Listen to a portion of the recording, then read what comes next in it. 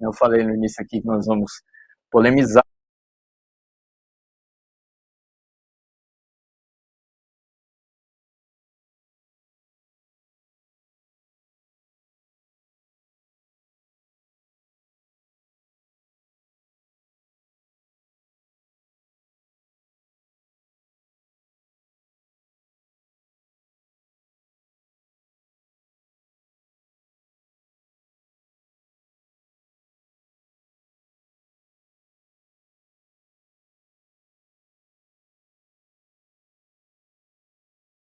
Colocar aí a tela inteira. É urgente lançar a candidatura de Lula a presidente. E, já que nós estamos no programa de cultura, eu queria dar destaque ao caderno cultural do jornal Causa Operária. Né? Nós, produção, se puder jogar aí a tela cheia. O terceiro caderno, que é o caderno cultural, aqui está. Essa semana, nessa edição de número 1153, nós temos essa maravilhosa matéria aqui, que é a parte 2. Na edição anterior nós tivemos a parte 1, a passagem do tempo e a fugacidade da vida na obra de Renoir.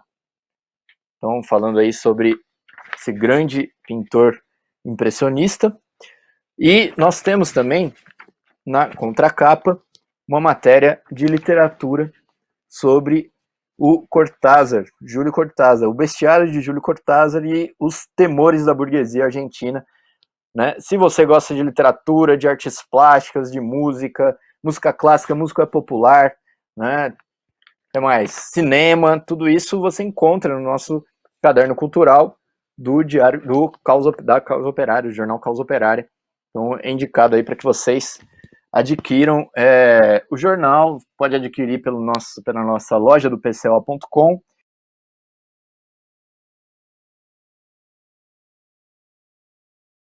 Né, nós temos um ato marcado contra o fascismo, contra a ditadura militar no dia 31 de março. Né? Inclusive estamos preparando, já que o nosso próximo programa é um dia antes aí do dia 31, nós estamos vendo se a gente faz um programa especial também sobre a arte e a ditadura militar.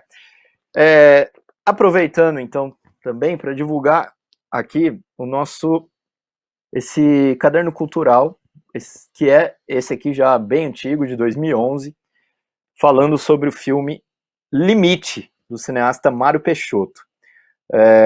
Esse caderno cultural serviu de base para o quarto caderno da semana passada, o podcast Quarto Caderno da semana passada. E eu aconselho o pessoal a ouvir. Aqui também, ó, menorzinho, tem o tema Raimundo Correia, a crise da monarquia brasileira e o advento do parnasianismo. Também foi tema do nosso podcast, Quarto Caderno, que é o podcast que vai ao ar aí todas as terças-feiras, às 15 horas. E eu aconselho vocês aí a ouvirem. E também esses cadernos culturais você adquire em loja do pco.com também. A gente vende separadamente essas edições. Uma coisa interessante sobre o filme Limite, do Mário Peixoto, é que, por coincidência, né, o Kaká sabe que nós estamos cheios de coincidências nos nossos podcasts. Né? O Mário Peixoto faz aniversário, né, faria aniversário, no caso, no dia 25 de março, daqui a 2 dias. Né? E o Mário Peixoto tem uma coisa interessante sobre ele, que o filme Limite ele é considerado uma obra de cinema de vanguarda do início do século. Ele foi muito comentado internacionalmente como uma obra vanguardista do cinema brasileiro, né, do cinema internacional, inclusive. Né, alguns cineastas citam aí o Limite. Só que é aquela coisa, nós estamos no Brasil, né? Esse filme ficou, acho que a partir dos anos 60 e 70, ele simplesmente sumiu, ninguém sabia onde estava, ele tinha virado uma lenda, né? Aquela coisa assim, existia um filme que um tal de Mário Peixoto fez, o filme era maravilhoso, tinha uma série de inovações vanguardistas, etc. Então quem tinha visto, quem não tinha visto, tinha que acreditar nos que viram. Hoje em dia, eu queria que o Vicente falasse, dá para encontrar no YouTube, né? Com a graça de Deus, pelo menos uma parte do filme. Eu nem sei se o filme tá inteiro, tá? Como é que tá, né? E nós fizemos esse especial aí em 2011 era na ocasião dos 80 anos do filme, né? Inclusive fizemos uma entrevista e tudo mais sobre o cinema. E é aquela coisa, né, Vicente? E Kaká também. Nosso cinema, ele foi totalmente boicotado, né, pelo imperialismo, e nós temos muita dificuldade de fazer cinema por conta disso, né? Porque o cinema exige uma indústria muito forte, uma tecnologia, muito dinheiro, né? E eu acho que esse negócio do Mário Peixoto, inclusive, é o único filme que ele conseguiu terminar. Os outros filmes todos ele encontrou problema, é uma saga, né, a história dele. E nós temos assim um produto dessa qualidade que ninguém conhece, que ficou esquecido, né? E que depois a história do cinema brasileiro é só boicote do imperialismo, das indústrias de Hollywood, etc e tal, né? Eu acho que é interessante, principalmente aproveitando aí que no dia 25 de março é aniversário do Mário Peixoto, falar um pouquinho sobre essa questão aí, se vocês tiverem algum comentário. Pode começar, Vicente, sei lá, você quer assistir o Posso filme? começar? Pode Opa, começar. para te falar a verdade, eu não assisti o filme inteiro. Eu sei que ele tem no YouTube, eu fui reservando aquele dispositivo assistir mais tarde, né? Mas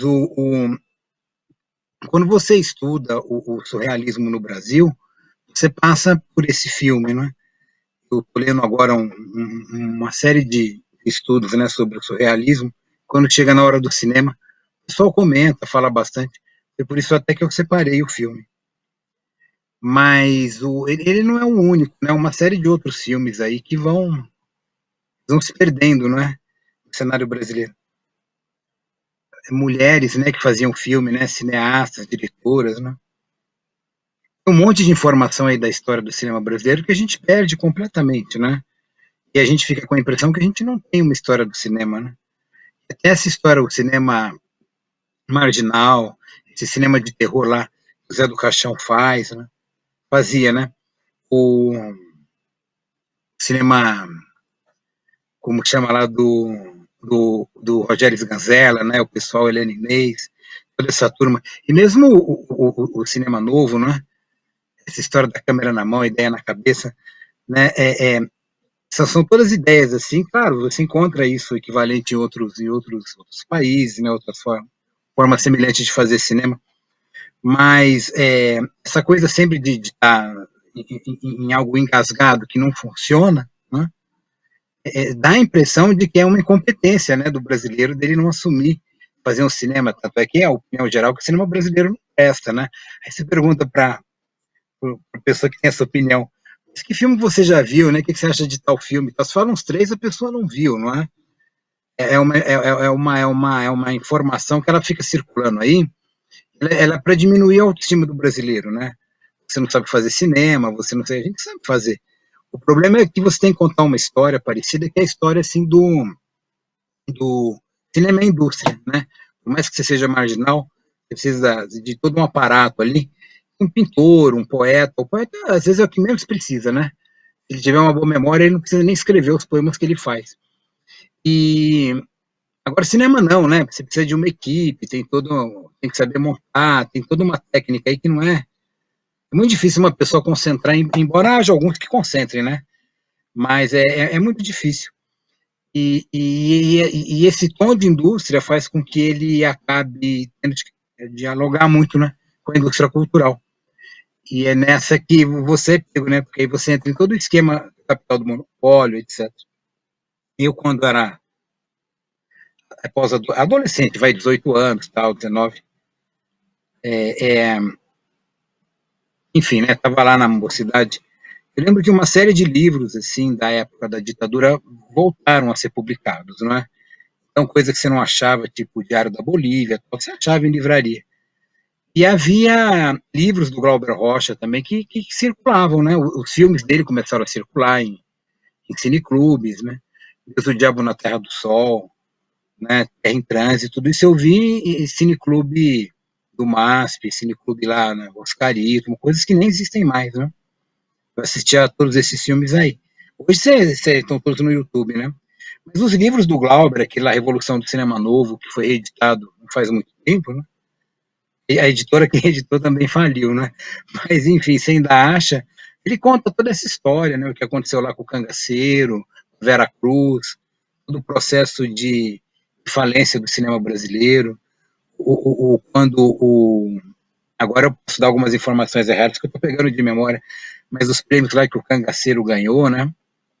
E tem toda a crítica que o Glauber faz, falando que aquele já é um filme bem imperialista, que trata o cangaceiro como se fosse um cowboy, né? O cangaceiro andando a cavalo, né? Geralmente o cangaceiro ele andava a pé. Ele vai colocando todas essas diferenças, é bem, bem legal, né? E você acompanha essa história do cinema brasileiro, né? Se você for assim, contando a história de antes do cinema novo, então você vai encontrar sempre uma tentativa de fazer um cinema e você aquela tentativa é abortada, né? Você não consegue tocar adiante, né? Mesmo assim, os caras ainda conseguem fazer, né? Você vê que é uma coisa meio heróica, né? Lutar contra todo um problema assim. Essa conversa assim que eu estou conversando com vocês, essa história de imperialismo e tal, era um papo que ele rolava quando era novo. Aí isso sumiu da história, né? Como se o imperialismo tivesse sumido, né? E no momento de crise ele aparece. E é bom que essas discussões sejam retomadas, né? Evitar opiniões idiotas, né? Do tipo, cinema brasileiro não presta, tal, etc, né? Tem muita coisa, né? Para história assim para você contar que ela acaba sendo, ela é apagada. Qualquer cineasta brasileiro, todos eles vão falar isso, né? Eles lutam contra essa questão, que é muito difícil.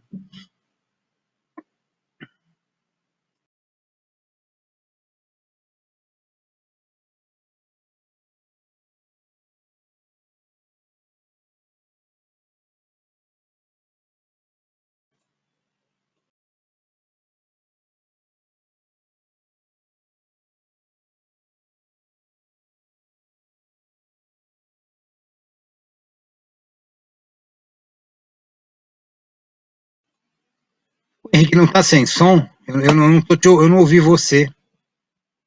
Também não estou ouvindo o Kaká. Ouvindo você, Vicente, não estou ouvindo o Kaká. Vocês estão me ouvindo? Agora eu estou te ouvindo. Ah, Vou beleza. sair do microfone. Kaká, eu não estou te ouvindo. Ô, Agora eu acho que eu vou te produção, ouvir. Agora sim, agora sim. Agora não. ô louco. Vai. Agora sim, agora sim, agora sim. Não mexe em Tá nada. ouvindo? Tá ouvindo? Beleza? Posso fazer um comentário sobre esse negócio que o Vicente falou do cinema, que eu acho interessante?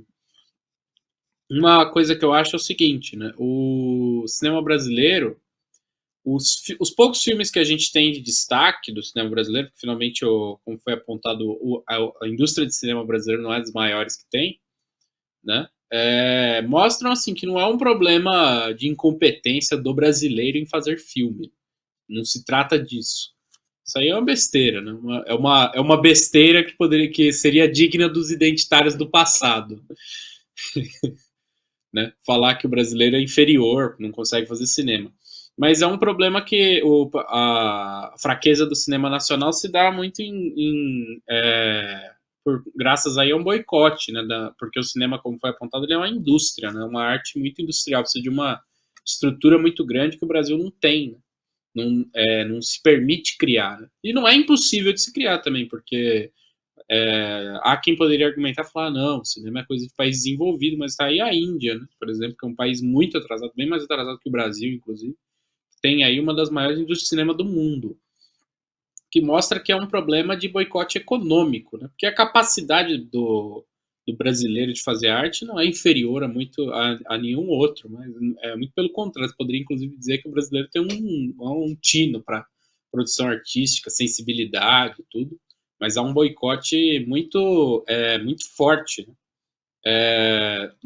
A nossa indústria de cinema, tudo, né? E agora a gente vê aí que a tendência é piorar até esse tipo de boicote se estender para outros campos.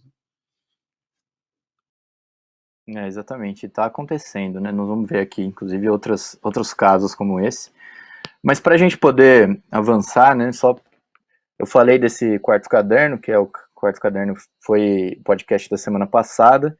E o que foi ao ar hoje, só para registrar aqui, o pessoal que tiver interesse, foi sobre o Akira Kurosawa. Esse caderno aqui, ó, é de dezembro de 2010. Na época, o Akira Kurosawa estava fazendo 100 anos. E estava fazendo, não, né? Completaria, né? Teria completado 100 anos. E, bom, aqui está também falando sobre cinema. Hoje foi esse tema no nosso podcast Quarto Caderno. Mas, pessoal, vamos continuar então aqui. Já eu vou introduzir o nosso tema de agora, o nosso tema central, né? E aí a gente solta para o bate-papo aqui. Bom, vocês devem, o pessoal que acompanha aí a arte e a política, nesse caso, eu até me arriscaria a dizer que o pessoal que acompanha mais a política deve ter ficado sabendo disso daí, mais do que o pessoal que acompanha a arte, né? Tem o caso da poetisa norte-americana, uma jovem chamada Amanda Gorman, acho que, nossa, agora esses sobrenomes às vezes me confundem aqui, só um minutinho que eu vou... Amanda Gorman, isso mesmo, ou Gorman, deve ser isso. Ela ficou muito famosa, né, porque abriu, né, ela abriu não, ela declamou as poesias dela, né, vejam só, pessoal, na posse do Joe Biden, né. Vamos falar a linguagem assim mais curta, mais nua e crua, né? Ela participou ali da posse do governo genocida e imperialista do Joe Biden. Se ela concorda com a política do Biden, se ela foi usada para declamar, o que é mais provável, uma jovem e tudo mais, isso não importa muito, mas fato é que na onda, né, da demagogia identitária, colocaram uma jovem negra para declamar poesias lá e servir como digamos assim, para encobrir, né, a política criminosa aí do Joe Biden, que é disso que se trata, né? Nós estamos falando do governo do país mais poderoso do mundo, do imperialismo que é responsável aí pela morte de milhões de pessoas, pela miséria de milhões de pessoas no mundo inteiro, né? E aí ela fez sucesso com esse pequeno empurrãozinho, digamos assim, né? Sendo um pouco maldoso aqui, e foi aberta uma polêmica, porque o que acontece? Com o sucesso que ela fez como poeta, uma sueca, né, uma mulher sueca, ganhou o direito de traduzir os poemas da Amanda Gorman para o sueco, né?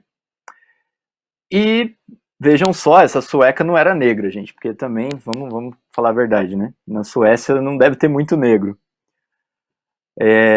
Caíram matando em cima da tradutora, e a própria tradutora simplesmente desistiu de fazer a tradução. Ela recuou, falou, não aguento, foi assim, ela foi cancelada, né? Literalmente foi cancelada, e ela decidiu cancelar o trabalho de tradução, né, que ela tinha se colocado a fazer aí na poesia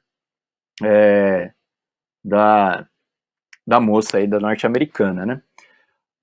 Na verdade, eu falei sueca, na verdade é uma escritora e poeta holandesa chamada Marieke Lucas Rijneveld, né? Essa que seria aí a holandesa, eu falei sueca, me perdoem, informação errada aqui, que iria traduzir a poetisa americana, a Amanda Gorman. Bom, ela recuou, etc e tal, e isso daí deu lugar a uma polêmica, né? Para você traduzir alguém, você precisa ser exatamente como a pessoa, quer dizer, para você traduzir a pessoa que é negra, você precisa ser negro também? Se você traduzir uma mulher, você precisa ser mulher? Né? Como é que fica isso daí, né? Eu tô lançando aqui a notícia para a gente abrir o debate e aí vamos embora. Quem começa falando aí sobre isso, né? Porque é esquisito, né? Quer dizer, você tem uma mulher negra que vai ser traduzida por uma língua europeia, aí você precisaria então encontrar em última instância, você precisaria encontrar uma mulher negra com a mesma idade da outra, né? De repente até que mora no mesmo lugar que a outra, sei lá, o que precisa ter de características iguais aí para que a outra possa traduzir, né, a pessoa, né? Bom, é com vocês. E quem fala primeiro, eu ou o Kaká? Ô, Kaká, Vamos lá. você tá mudo ainda, Kaká. A gente tira a sorte. Quem perder fala primeiro.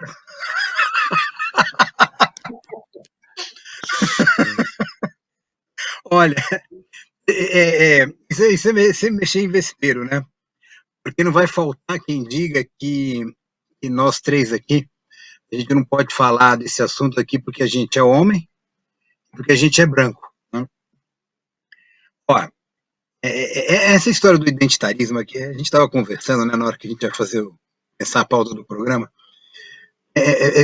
toda zona de discussão, assim, ela fica flutuando, não é?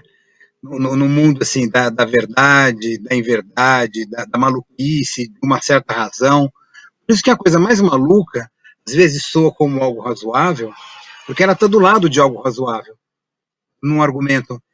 Então, eu acho que você tem que tentar discernir essas questões para você não ficar assim perdido assim no meio da argumentação e justamente para essa ideia errada, porque você está baseado numa ideia mais ou menos correta. Vou dar um exemplo para isso ficar mais fácil. Não sei se foi no ano passado, no retrasado, até conversando com vocês, teve uma oficina literária lá no Rio de Janeiro. E eram só escritores brancos que estavam lá na organização. Havia até representante LGBT, mas não tinha todo mundo branco. Né? Aí algumas autoras negras, né, aqui de São Paulo, uma eu sei que é de São Paulo porque eu conheço ela.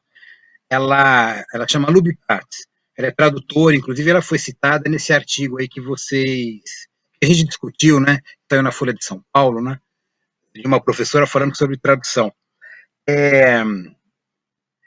E ela e outras pessoas assim do movimento negro reclamaram, né? Falaram, mas como não há um negro aí para falar de criação literária, não há autores negros no Brasil? Enfim, quando você tem isso é razoável de você cobrar um curso que vai ser dado num museu, não é verdade? Eu agora faz tanto tempo eu não me lembro que museu que era, tal, mas era um museu bastante burguês, né? E que museu desses que não é. Mas enfim, então eles acabaram cancelando o evento porque foi muito negativo, tal, o pessoal reclamou, e, enfim, a questão é, há uma razão, aí eu acho que há uma razão, acho que você não pode tirar a razão dos autores negros de falar, olha, nós vamos fazer um festival aí de literatura, de poesia, e aí você só chama branco, não é? Só chama homem. É esquisito, né? Porque há autores, né? Há mulheres escrevendo, há negros, negras, tá cheio, é só você com qualidade, assim, não há um critério que desautorize isso. Então, tudo bem, então vamos por aí. Agora, quando você começa a ir por um discurso desse, não é? Do tipo, olha, é uma mulher negra, vai ter que traduzir o texto de uma mulher negra. A primeira pergunta é o seguinte, não é? Que texto é esse que está numa cerimônia de posse de um fascista, não é? Uma figura tétrica, um senhor da guerra. Essa é a primeira questão que se coloca, não é nem quem está traduzindo ou o que vai traduzir. Porra é essa? Desculpa falar assim, mas você tá na cerimônia, assim, do lixo imperialista. É isso que está acontecendo. A posse do lixo imperialista, você está discutindo quem vai traduzir isso. Né? Então, acho que a discussão, primeiro, tinha que ser o seguinte: quem é John Biden? Né? Quem é essa turma que está aí nos Estados Unidos? O que é os Estados Unidos? A gente estava falando do boicote do cinema brasileiro, um dos maiores responsáveis pelo boicote do nosso cinema, é o cinema americano. Né? Então, a pergunta né? Cadê, né? Cadê essa discussão, não é? Porque quando você usa esse discurso, uma mulher negra, uma mulher índia, ou seja lá, o que for, que merece estar ali, né? Mas você pega essa expressão, né? Essa minoria aí, você fala, olha, que translada isso, né? Não discute para onde está indo digamos assim, esse sentido, né? Essa figura aí. Ela está numa cerimônia do Joe Biden, é isso, né? Agora, quem vai traduzir, desculpa, eu não estou muito preocupado com essa questão. muito mais preocupado dela estar fazendo um discurso a favor de um fascista, o senhor da guerra. Eu acho que essa é a questão que tem que ser discutida. Vamos discutir essa questão da tradução, isso não tem cabimento, não é? Tradução, gente, vamos falar de indústria, né? Isso também é um mercado. A tradução é um mercado em que você participa, você recebe uma grana, existe o tradutor juramentado, aquele que não é. Tanto é que isso dá um grande problema, que os tradutores, muitos deles exigem que o nome saia no livro, e às vezes não sai, porque no contrato ele nem aparece, né? Enfim, paga-se mal o direito autoral para o tradutor, mas paga-se alguma coisa. O que você está querendo montar é uma espécie de reserva de mercado. O problema é um problema capitalista. Ele não é um problema de discussão. Essa discussão ela vem assim depois. O que tem primeiro é aquilo que a gente falava do Monteiro Lobato, né, no ano passado. É uma reserva de mercado. Né? É o autor que vai traduzir isso, que vai traduzir aquilo. Vamos discutir como as coisas me parece que são. Não é? Se você fica nessa ideologia, você parece que não entende muito bem o que está acontecendo. Agora, quando você quer apostar que vai ter gente que vai falar assim, mas você é contra tradutores negros?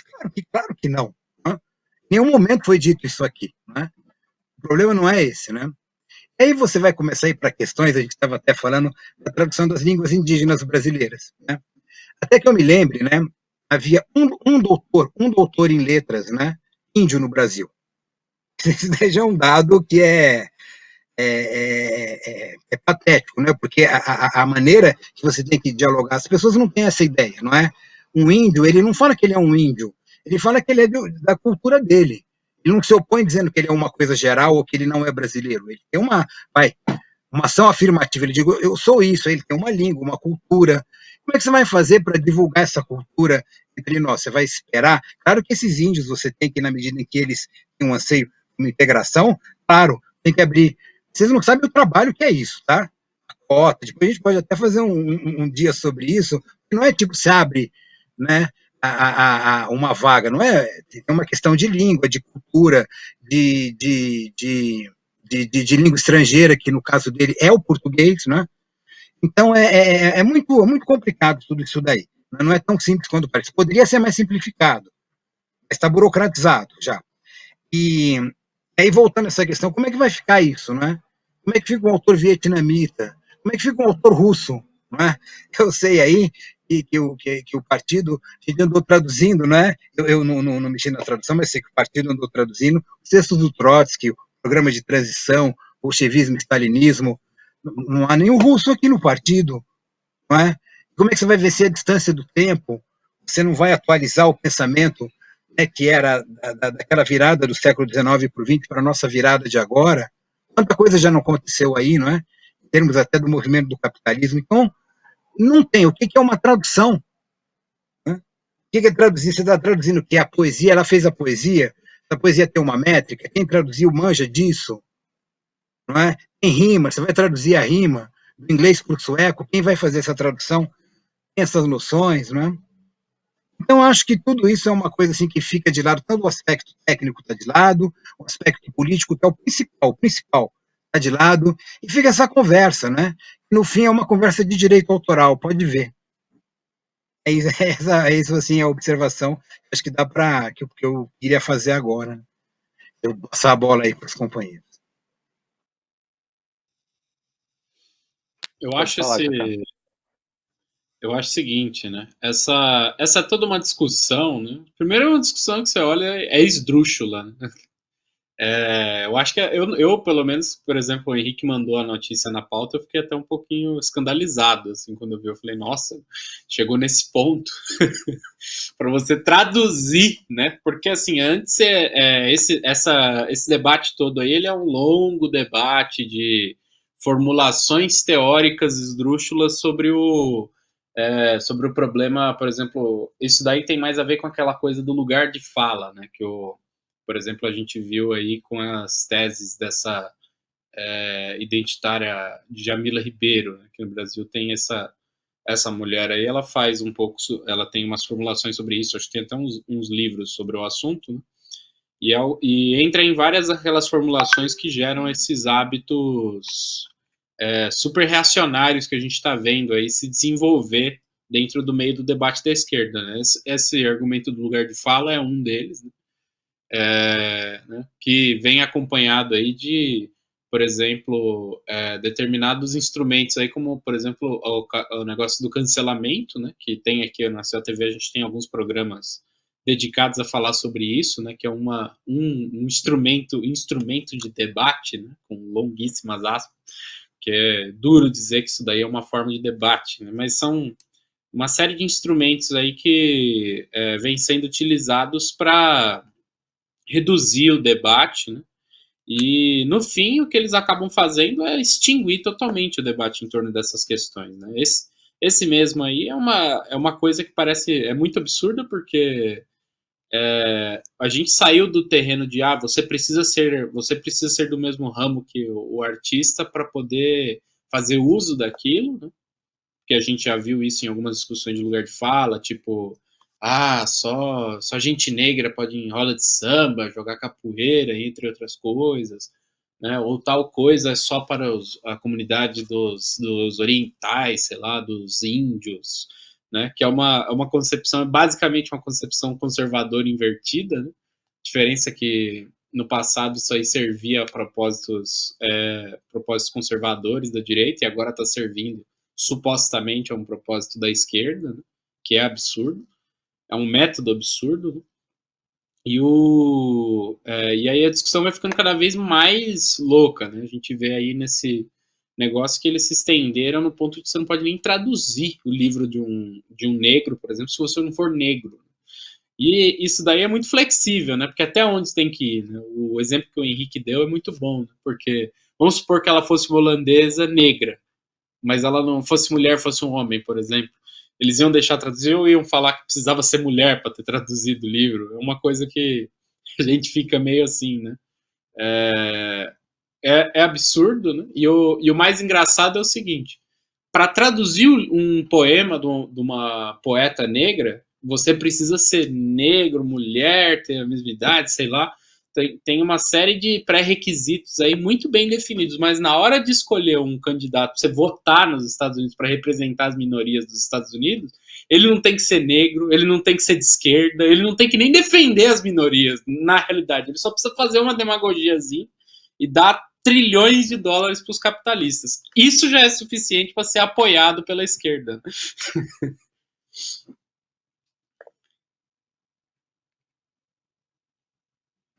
Agora o Henrique está no mudo. Falar?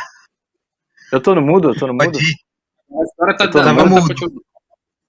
Beleza. Agora dá pra... Não, só acrescentar um elementozinho na notícia, que a própria poetisa norte-americana, a Amanda Gorman, ela gostou da indicação da holandesa, né? Não é nem que ela gostou, ela conhece, ela se identificou e tudo, ela elogiou a escolha, só que a holandesa decidiu recuar por conta da pressão que o pessoal fez aí nas redes sociais, né? Que entra um pouco também na questão do tal do cancelamento, né? Um pouco. Mas pode ir lá, Vicente, você comentar. Então, falar só duas coisinhas. Tá dando para me ouvir? Né? Então, eu sei que vocês curtem história em quadrinhos, hein? Vou tampar aqui para fazer a propaganda. Essa daqui saiu, é para adolescente. Chama Arlequina, Quebrando Vidraças. Isso é uma história identitária. Para vocês verem assim como é que nos quadrinhos, assim, eu comprei para ler e tal, aí eu fui lendo. Eu vou dar um exemplo assim, para vocês terem uma ideia de como é que a coisa vai ficando maluca. Eles vão reformulando as personagens, né? Em vez de inventar uma mulher negra, eles pegam uma personagem que já existe e aí faz ela ser uma mulher negra num universo paralelo. Esse é o fim do mundo. Nessa história aqui, a mulher negra é a Era Venenosa, né? E eles são estudantes na escola de Gotham, né? Que é uma escola pública onde estuda o Batman e a Arlequina, que é uma perrapada que mora com uma comunidade de travestis, né? No Baixo Gotham, né? Quer dizer, isso já é o que história é essa, né? Quer dizer, um filho de um milionário que estuda na mesma escola pública, já fala, peraí, já começa mal a história, né? Mas enfim, vamos levar em consideração que a gente está vivendo nesse mundo perfeito, né? Eles vão discutir, aí a Era Venenosa chega e fala, não, é uma aula, ela fala, não, tudo tem que ser mediado pela classe, o gênero e a raça. Só que você não define o que é raça, você não define o que é gênero, e também você não define o que é classe social. Porque lá não aparece um proletário na história, não aparece um proletário. Aparece o rico e o pobre. Então, peraí, como assim? Né? O que cria essa diferença? Né? De onde vem essa diferença? Ela não é trabalhada na história. O que é trabalhado é o gênero, a raça e uma classe que você não define o que é. No marxismo, a classe é muito bem definida, né? E aí é uma história que se alimenta daquilo que eu falei, da confusão, né? Claro que tem que ter herói negro e tal, mas você vai fazendo. Tipo assim, o Lanterna Verde, né? E você precisa de um gay, é o Lanterna Verde. Precisa de um negro, é o Lanterna Verde. Faz um herói diferente, né? Quem acompanha super-heróis sabe do que eu tô falando. E aí uma hora eles estão lá no cinema, a história é a imaginação é absurda, né? O Coringa, ele controla o cineclube do cinema. Aí ele só passa filme de homem, né? Tipo Kubrick, né? Enfim, Eisenstein, não sei se Eisenstein passa, mas eu sei que passa filme de gangster. E aí a Era Venenosa assim chega e fala: você não passa filme de mulher? Ele fala uma mulher que é cineasta. Aí ela fala aquela que fez o Babadoc. Quer dizer, nem o própria mulher que fez a revista conhece mulher cineasta. Tipo Eva Chitlova, né, da República Tcheca, a Liliana Cavani fez aquele filme O Porteiro da Noite, que é um clássico filme sobre a Segunda Guerra Mundial. Quer dizer, nem na hora de citar as mulheres, ela sabe de quem ela está falando. Então, quer dizer, não é um discurso sobre feminismo, não é uma bobagem. Né? Na hora de falar sobre mulheres que trabalharam no cinema, não sabe do que está falando, é todo filme que está na Netflix, sabe? Então, quer dizer, é o território da bobagem, né? Porque isso já virou um dispositivo, aí já vem a segunda coisa que eu ia falar, é um dispositivo argumentativo, né? É uma espécie de olavismo às avessas. Se você quer ganhar alguém não tendo razão, né, ganhar argumento de alguém não tendo razão, você ataca a pessoa. Aí você fala, você é um homem branco, não pode discutir. Você é um homem negro, não pode falar porque é uma coisa de uma mulher. Quer dizer, isso é uma... para mim, o nome disso é uma grande palhaçada, certo? Você tem que levar em conta quem fala, quem está dizendo, é lógico, mas não desse jeito, né? Isso é para você ampliar a discussão, não para reduzi-la. Né? Mas isso é usado para reduzir, você passa um monte de informação falsa, informação incompleta. Né? Eu fui ver os filmes que são citados aqui, né? E não é mérito nenhum uma mulher fazer essas bostas de filme. Né? O interessante aí é você pegar a mulher que realmente fez filmes assim, muito loucos. Né? Então, essa é a questão. Quer dizer, eu conhecia mais as autoras, eu que sou homem branco tal, do que a personagem aí dada a representar essa causa. Né? Então, vamos devagar com essa história, né? Senão você cria uma incompreensão, uma incomunicabilidade, que é isso que eles querem criar, né? A ideia é bem essa daí.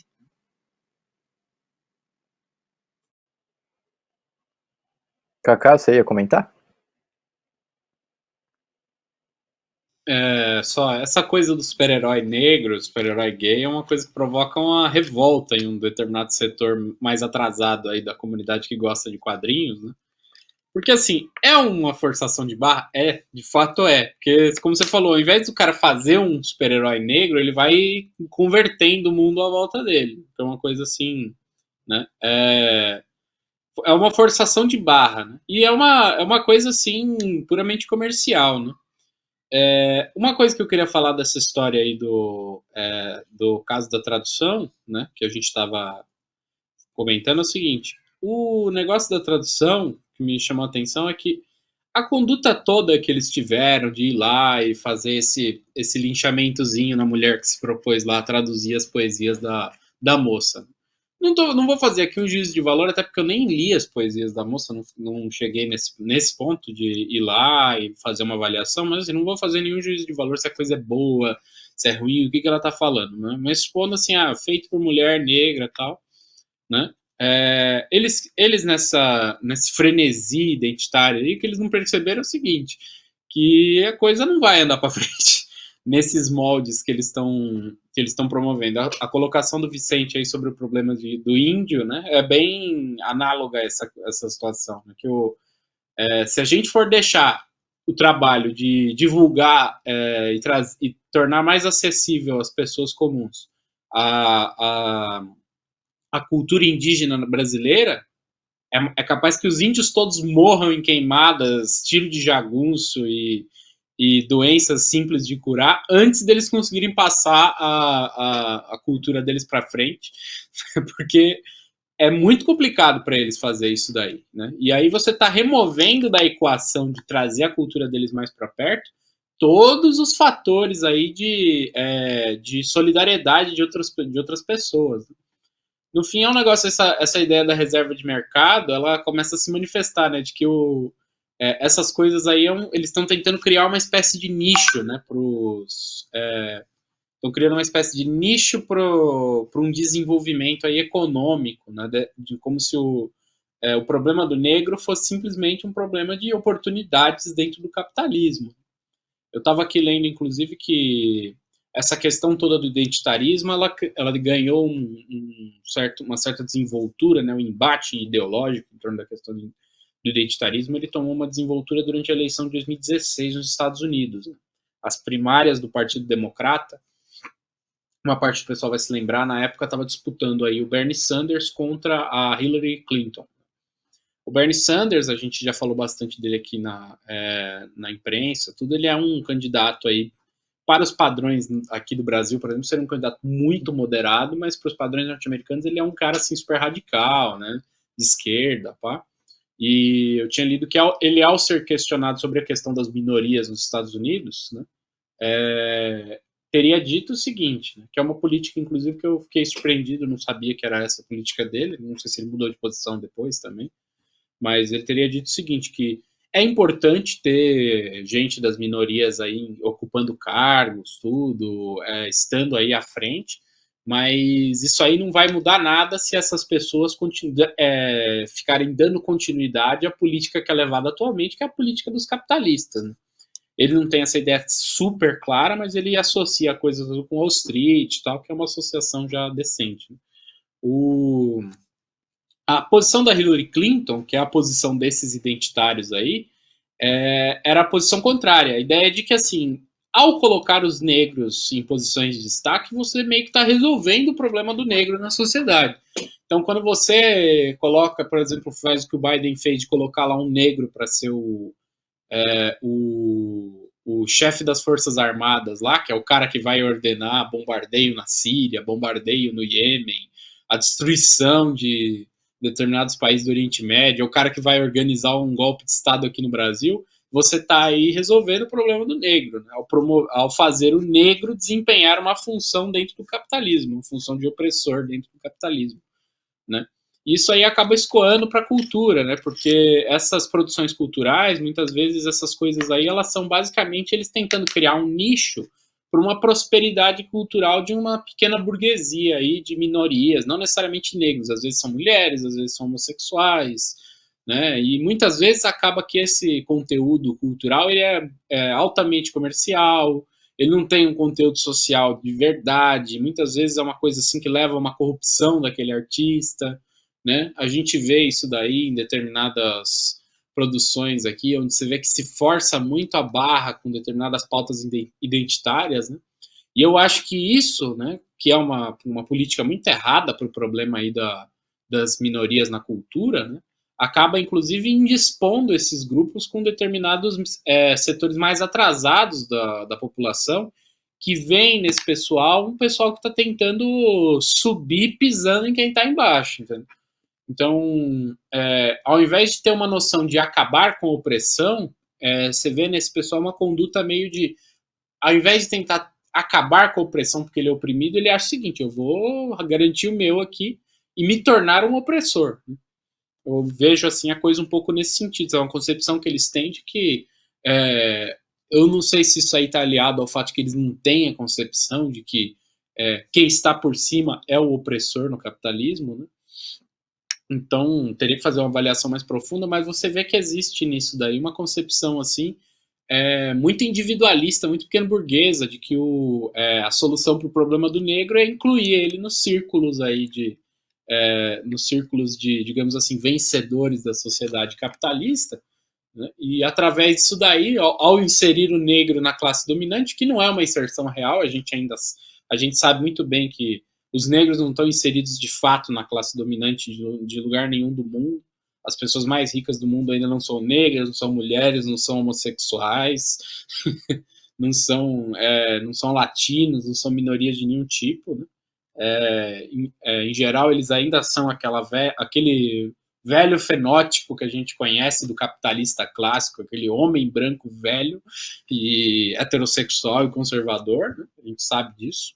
Né? E mesmo que fossem inseridos esses negros na classe dominante, isso aí não ia resolver o problema do negro, do latino, da minoria em si.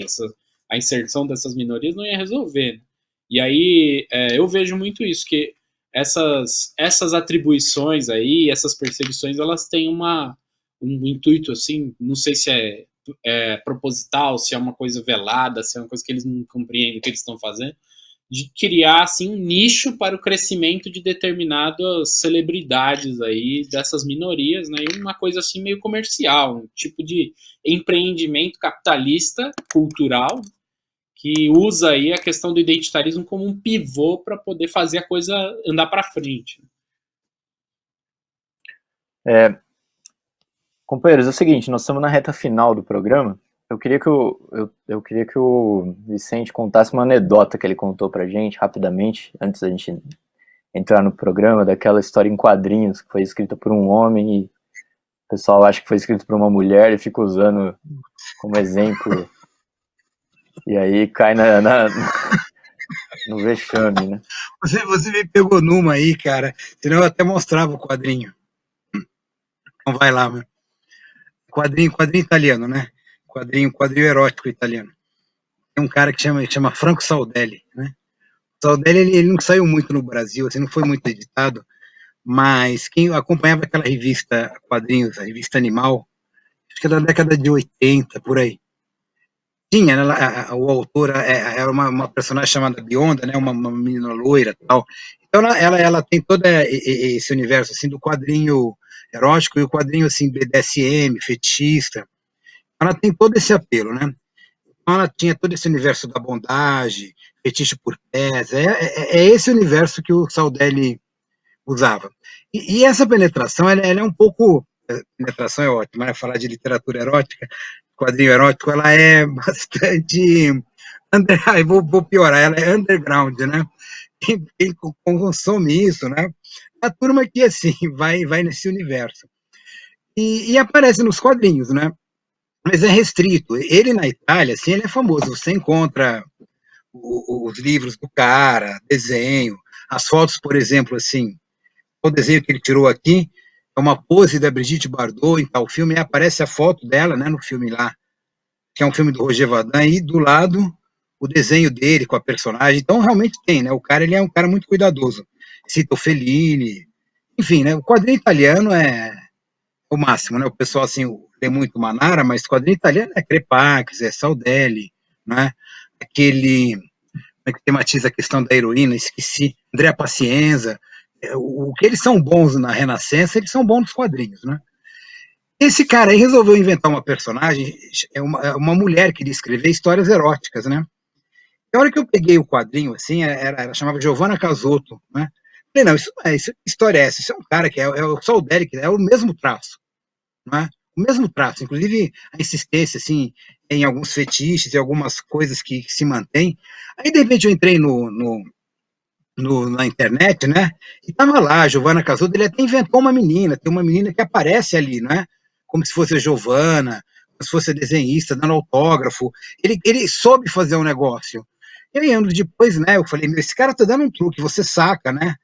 Aí eu fui, aquele filme do Orson Welles lá do quadro, né, do especialista que sabe o que está acontecendo, né? Falando, isso é falsificado, isso não é. Aí, não estou dizendo que eu sou especialista em quadrinho, mas nessa temática, nessas histórias, eu li bastante, né? E aí fui lá, fui ver o quadrinho, História do Quadrinho Erótico, né, uma antologia que saiu, um livro francês. Fui lá no Saldelli, estava lá Giovanna Casotto, e lá, olha, tá, todo mundo, ele enganou todo mundo, tal, tal. Então, quando você dá o truque, quando você assume esse comportamento, você assume essa questão do artista, você finge, né? Você faz um fingimento, você constrói uma história ali, fala, olha, esses são estereótipos sociais, as pessoas acham que o estilo, né, individual, cara, não é assim, não é? Existe um estereótipo de que seria uma literatura feminina, uma literatura negra. Se você consegue ver como isso funciona, você falsifica, você dá o truque, ou vai deixar bonito, você cria um heterônimo, né?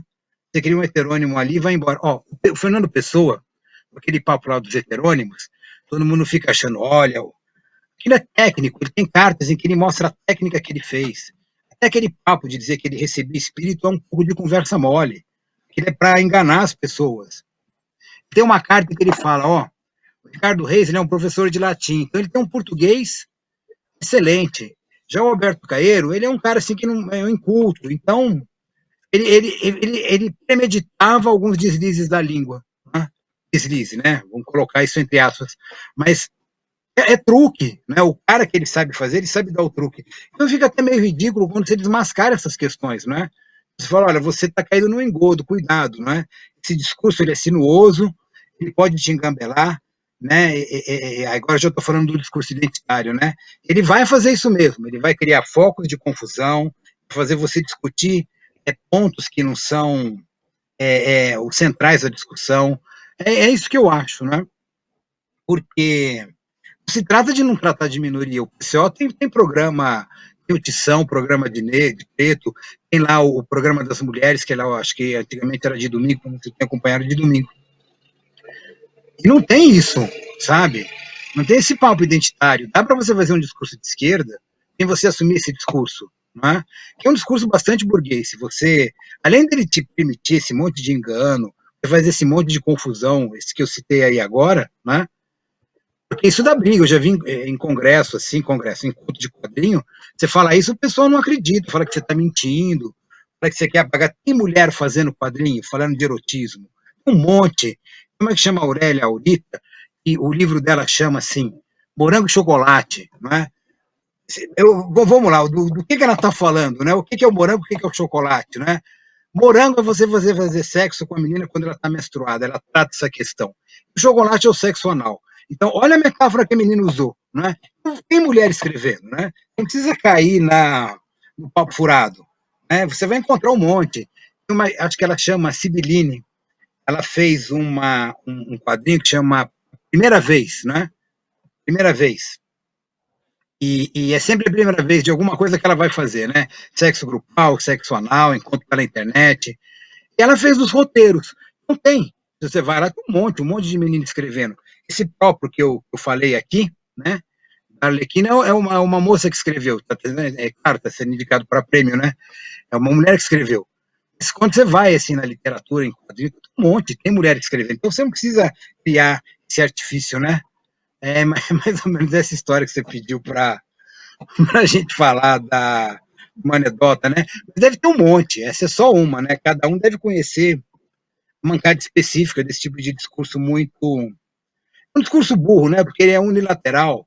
A mulher escreve o tema da mulher, então só a mulher pode ler. Que é isso, né? Linguagem ela é para você se comunicar, né? Existe a compaixão, existe várias formas de você se exprimir e entender o outro. Isso daí é Eu, interessante. inclusive, Só uma coisinha que eu reparei no fala do Vicente, né?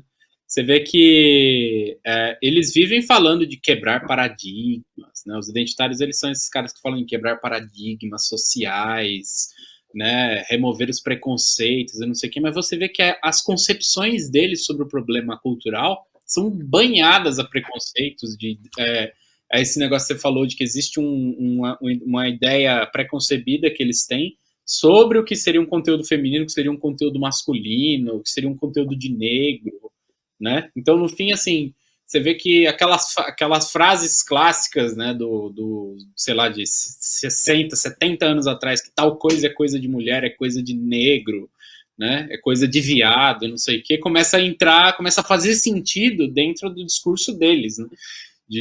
O discurso deles, que seria supostamente um discurso de quebrar aí os paradigmas sociais, se tornou basicamente um discurso de conservação dessa dinâmica social aí que a gente tem, de que tal coisa é feita por determinado grupo social somente, não sei o quê, né? E aí, só que aí o que eles fizeram foi basicamente meio que inverter um pouco os conteúdos, mas a dinâmica em si continua lá, né? Nós, inclusive, aproveitando aqui para fazer um merchan, né? No Música de Classe da sexta-feira, no podcast, nós falamos sobre o cancelamento. Nós falamos que tem aquele papo de que o Chico Buarque não pode falar de mulher, né? Porque ele tem várias músicas belíssimas com eu lírico feminino, né? Eu lembrei de uma história agora que um companheiro nosso, o Douglas Germano, grande compositor, esteve aqui no Zoela recentemente, e ele é o compositor daquela música que fez muito sucesso com a Elza Soares, nesse disco, mas não é o último disco da Elza Soares, mas é recente, né, que ele é a Mulher do Fim do Mundo, foi a música que fez mais sucesso, que chama, a música chama Maria da Vila Matilde, né, que fala sobre a agressão aí, da mulher dentro de casa, etc e tal. Ele relatou na entrevista, o pessoal que quiser procurar no Zoela, que ele foi tocar essa música, que é dele, ele é o único, inclusive é o único compositor da música, foi tocar num bar a música dele, tava lá tocando e ele notou que tinha uma menina olhando pra ele de cara feia, né? E aí quando ele terminou o show e tudo, a menina foi tirar satisfação com ele. Quem que você pensa que é pra tocar essa música, que fala sobre a mulher? Ele falou, não, calma aí, deixa eu te explicar, essa música é minha, e eu fiz porque minha mãe sofria com isso dentro de casa, eu sofria com isso dentro de casa, né? Uma música que retrata uma coisa que eu passei, inclusive. Aí a menina ficou com aquela cara, né? No chão. Mas é isso, você não pode, quer dizer, você não pode falar nada, você só poderia então escrever aquela música quem de fato, né? Uma mulher que sofreu violência dentro de casa e tal. É um negócio totalmente absurdo, né? Acho que é uma anedota também interessante. A gente tá chegando no final do programa. Que pena, achei que a gente fosse falar dos livros, dos livros proibidos no Machado, Proibidos pelo Felipe Neto. Não, essa então, a gente deixa para outro dia. Isso merece um dia muito especial, sabe? Vou fazer um comentário Pode falar. em cima disso daí. É um negócio que eles têm, a concepção deles, você vê que assim, eles como bons pequenos burgueses que eles são, né, eles mantêm aí, eles conservam os métodos da burguesia de fazer as coisas. Qual que é o método da burguesia? Isso é bom, isso não é. Isso aqui pode, isso aqui não pode. Aí o que eles fazem é só trocar o que pode e o que não pode, no fim, né, no ponto de vista cultural. Você vê que não existe uma concepção libertadora desse pessoal de falar assim, não, agora pode tudo, faz o que você quer, né? Fala aí, entendeu? Depois dos não sei quantos centenas de anos que a gente vive já em sistemas produtivos aí, e modelo de sociedade que reprimem aí a produção cultural e artística de um jeito ou de outro, né? Eles, no alto de todo esse esquerdismo maravilhoso deles aí, eles não procuram quebrar com esse problema, esse que é o paradigma central, né? A liberdade de expressão artística. Eles só ficam ali fazendo uma demagogiazinha aí, né? Que é um negócio assim, não.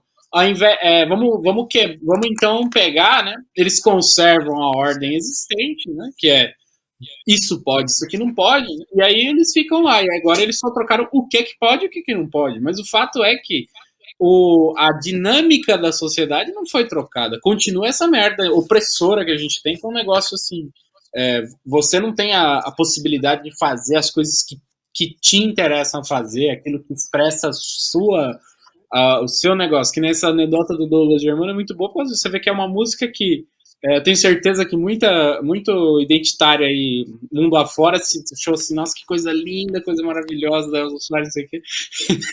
Só que você vê que era uma coisa que dizia respeito à história dele, né? Que é uma expressão genuína do que ele acha, né?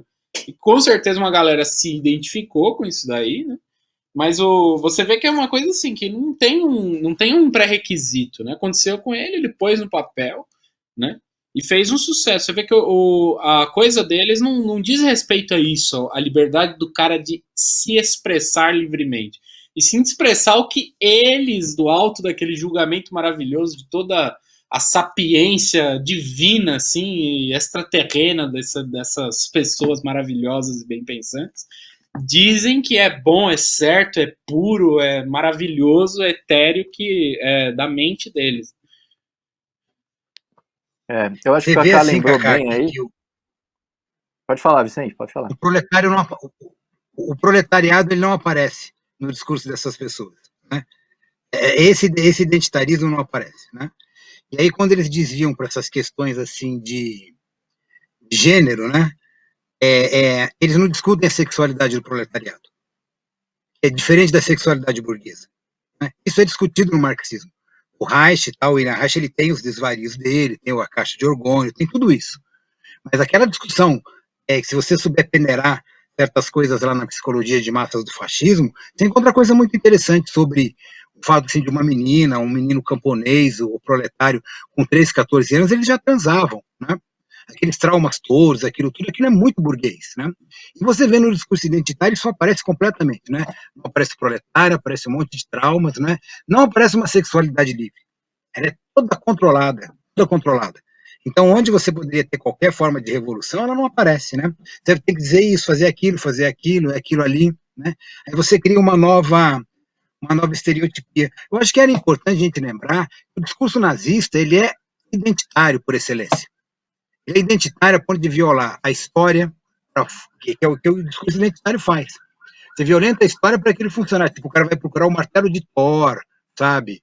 Sabe, vai procurar o capacete de Odin, sei lá, nas ruínas dele, assim, para ver o que era o povo germânico. Isso é identitarismo, né?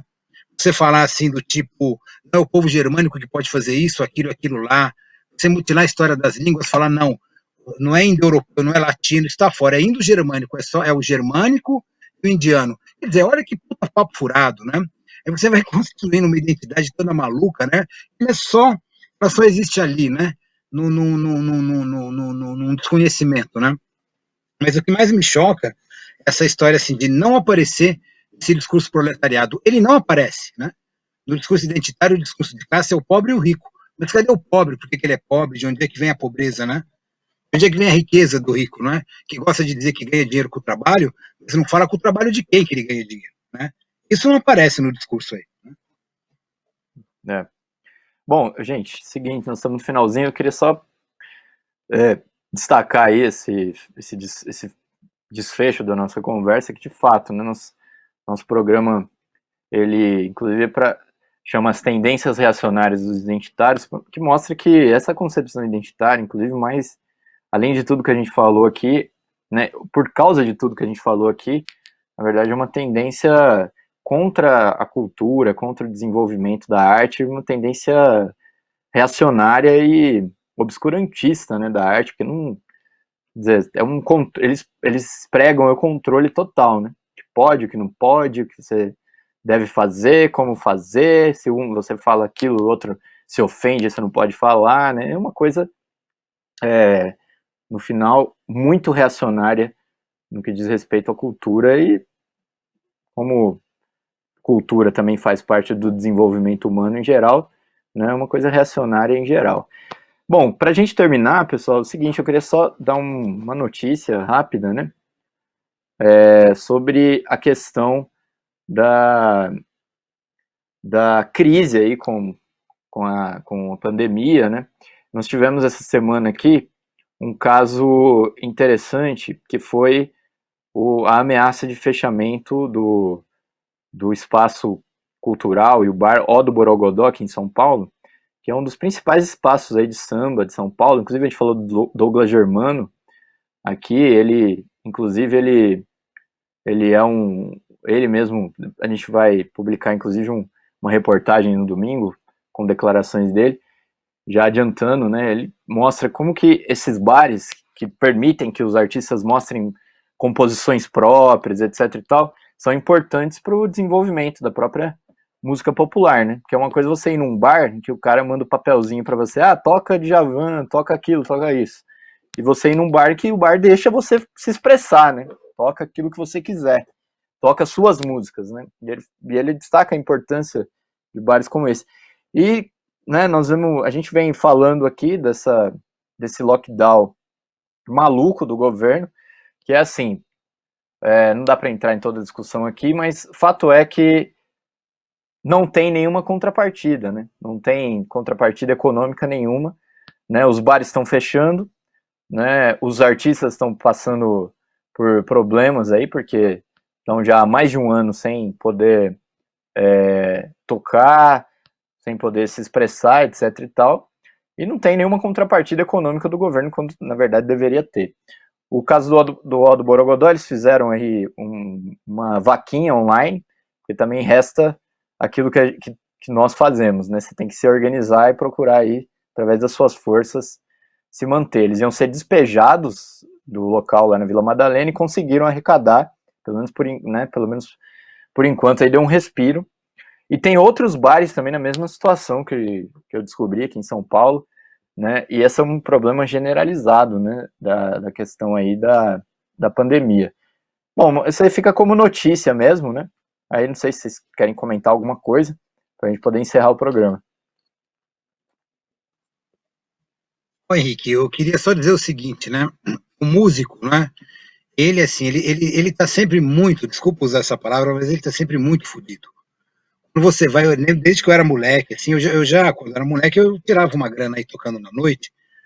Então, eu sei qual é a situação que o cara vive, assim, isso continua. Mesmo você tendo mudado bastante o perfil do músico que toca hoje em bar, etc., que não é mais aquele músico da periferia, geralmente é um músico que passou por uma escola, tal. Muitos têm até curso superior de música, né? Mas mesmo assim o cara continua numa espécie assim de subemprego. Eu acompanhei alguns debates, né, de músicos assim, não é um músico desconhecido, é o cara que toca com o Hermeto Pascoal, sabe? Não é um cara que saiu da faculdade agora, é um músico que está ali. Eles realmente reclamam muito. Os bares chamam o cara para tocar, em vez de pagar em dinheiro, paga em vinho, sabe? Que é isso? Escambo agora, pagar em vinho, né? E tem músico burguês que aceita, né? Então tem toda essa história, tem todo um debate aí que envolveu essas questões, né? E tem muito dono de bar, desses barzinhos assim da Vila Madalena, que quer pagar músico com vinho, paga com dinheiro. Ele não é burguês, ele não é o capitalista no seu bar, não paga o músico, mas eles não pagam. O músico vem trabalhar cover da noite, aí tem assim, sempre tinha o cara podia pegar 2 cervejas, sabe? Tomar 2 doses de uísque. Esses donos de bar, eles são uns bostas também, sabe? Tirando um bar ou outro, não é? A maioria está explorando os músicos assim completamente, né? Então seria interessante, às vezes, a gente até procurar um músico, porque eles têm depoimentos que eu tenho acompanhado que são absurdos do que esses donos de bar estão fazendo, né? Porque tem um bar como esse que você citou, que tem esse apelo cultural, mas tem uns que não tem, né? Trata o músico como se fosse qualquer coisa, né? Isso não tem cabimento, né? O cara lá é um artista, ele é um profissional, ele merece todo o respeito. Pagar cara com vinho, Exatamente. né? Aqui a companheira Carla no chat fala do Bar do Baixo. De fato, eu acompanhei o fechamento do Bar do Baixo, também está sofrendo aí. Fechamento num local, eles abriram em outro por outros motivos. E agora também eles estão sofrendo com essa questão da pandemia. Bom, Cacá, já faça seu comentário e já se despeça da galera que já deu nosso horário. Não, a situação desses bares aí, casas culturais, é periclitante, né? E a pandemia, a falta de assistência, né? A pandemia que poderia ter sido aí uma oportunidade para muita gente aí que tinha projetos culturais parados, né? Caso tivesse aí um tratamento normal com as pessoas, onde houvesse um auxílio, tudo, e uma contribuição para o pessoal poder ficar em casa, tudo.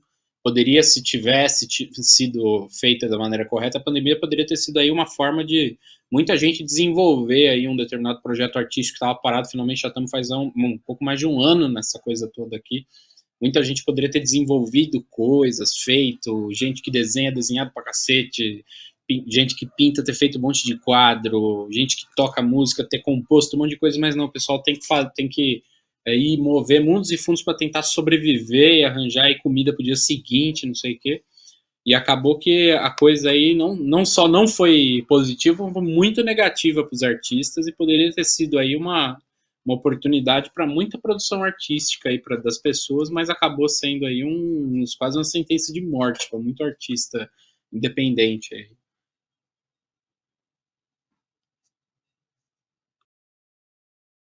Bom, companheiros e Sente, então a gente já vamos se despedir. Vocês estão ouvindo o panelaço aí ou não? Tá dando para ouvir? Caramba, pior que eu tô ouvindo de longe aqui um panelaço, não sei. Aqui eu não tô conseguindo nem falar, tá mal panelaço.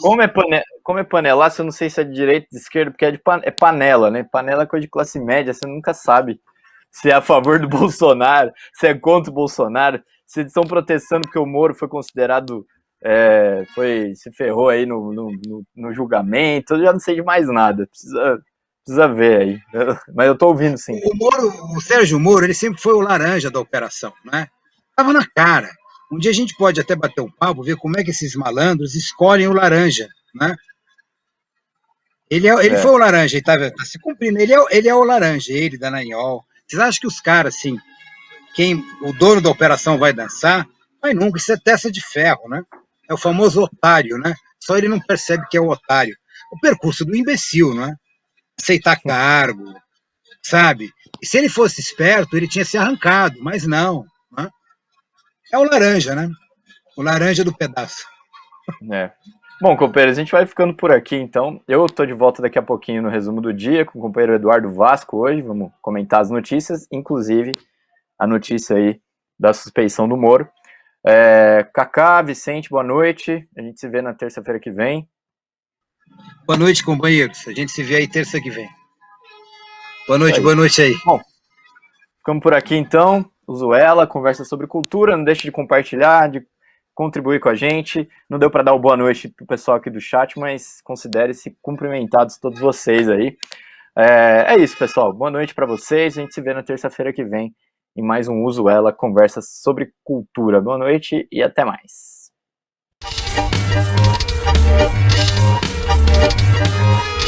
Companheiros, boa noite. Vou comer uma pizza aí. Falou. Tchau, queridos.